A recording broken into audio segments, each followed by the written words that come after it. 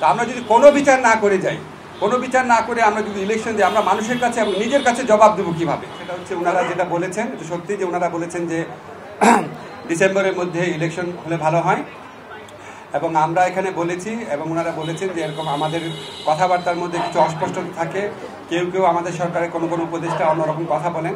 আমরা এটা ক্যাটাগরিক্যালি বলেছি যে যেটাই বলুক না কেন, আমাদের প্রধান উপদেষ্টা জাতির উদ্দেশ্যে দেওয়া ভাষণে বারবার যেটা রিপিট করেছেন সেটাই দলের অবস্থান। সেখান থেকে অন্য কেউ যদি বেফাস কথা বা অন্যরকম নিজস্ব বিবেচনা শুধু কথা বলেন, সেটাতে তারা যেন বিভ্রান্ত না হন।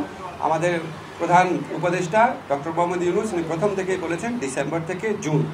আজকে আলোচনায় আমরা কয়েকটা বিষয় স্পষ্ট করেছি, সেটা আপনাদের বলি। একটা হচ্ছে ডিসেম্বর থেকে জুন মানে যে আমরা ইচ্ছা করে দেরি করে করে মে বা জুন মাসে ইলেকশন করবো, সেটা না। ডিসেম্বর থেকে জুন মানে হচ্ছে ডিসেম্বর থেকে জুনের মধ্যে যত তাড়াতাড়ি সম্ভব। যদি আমরা ডিসেম্বরে সম্ভব হয় ডিসেম্বরে, না হলে জানুয়ারিতে, এভাবে বুঝিয়েছি যে ডিসেম্বর থেকে জুন মানে যে আমরা ইচ্ছা করে একটু বেশি ক্ষমতা ভোগ করার জন্য বা এমনি অকারণে আমরা 1 মাস 2 মাস বেশি ক্ষমতা থাকলাম, মোটেও সেটা না। ডিসেম্বরের থেকে জুনের মধ্যে যত তাড়াতাড়ি সম্ভব। এখন ওনারা একটু জানতে চেয়েছে যে সংস্কার যদি হয়ে যায় এত দেরি করার মানে কি আছে। আমরা ব্যাখ্যা করে বুঝিয়েছি জুলাই চার্টার প্রণীত হলেও যে প্রয়োজনীয় আইনগত ব্যবস্থা, নীতিগত ব্যবস্থা সেগুলি গ্রহণ করতে মাঝে মাঝে সময় লাগে। যেমন একটা এক্সাম্পল দিয়ে বলেছি যে ডিজিটাল সুরক্ষা আইন, এটা আমরা 23 বার ড্রাফট করেছি বিভিন্ন অংশীজনের মতামত নেওয়ার জন্য, এবং বেশ কয়েক মাস সময় লেগেছে। সেজন্য আমরা বলছি আমরা তো পিন পয়েন্ট করতে পারবো না জুলাই চার্টার পরিণত হওয়ার পরও কোন আইনটা কতদিনে হয়ে যাবে, কারণ আমরা তো অংশীজনের সাথে কথা বলবো, ব্রড কনসালটেশনের ভিত্তিতে করবো। আরেকটা বিষয় আমরা বলেছি যে আমাদের তো একটা জনগণের তো একটা আকাঙ্ক্ষা আছে যেন আমরা বিচার করে যাই।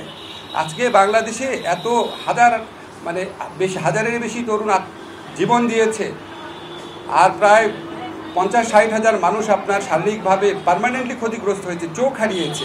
তাদের যে বিচারের যে দাবি, এটা তো এই গণ অভ্যুত্থানের অন্যতম প্রধান আকাঙ্ক্ষা আছে। তা আমরা যদি কোনো বিচার না করে যাই, কোনো বিচার না করে আমরা যদি ইলেকশন দিই, আমরা মানুষের কাছে এবং নিজের কাছে জবাব দেবো কীভাবে?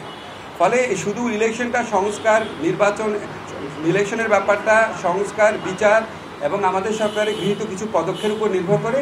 এই জন্যই ডিসেম্বর থেকে জুন টাইমলাইনটা বলা হয়।